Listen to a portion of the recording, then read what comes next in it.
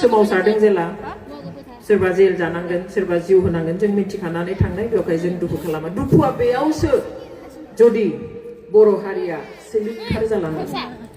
आं जेलाव थानाया गिदिर खोथा नङा आंखौ थैनायनि साजा होनाया गिदिर खोथा नङा आं सासे मानसि रावनिबो खहा जाया किन्तु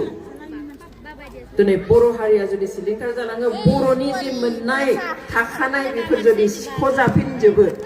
बर'नि मोनथाया जुदि आरो गैया जाफिनो 60 बोसोर 70 बोसोरनि आगोलनि बादि जुदि आरो गादबफिनजायो सुख'जाफिनो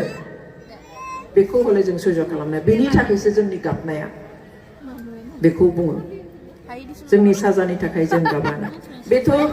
संसारनि नियमखा होननानैसो बुंबावो जे सोरबाया आन्दोलन खालामोब्ला बे आन्दोलन खालामग्रा मानसियानो मोनजाथारो बे नङा बेनो बिबान मोनथारगोन बे नङा सोरबाया खस्थ' खालामबा सोरबायासो मोनजाखायो बिफाया खस्थ' खालामना गालांनायखौ फिसालाया मोनजायो स' जोंहा आपत्ति गैया सोरबा जानायखौ बिदिबो होनबावो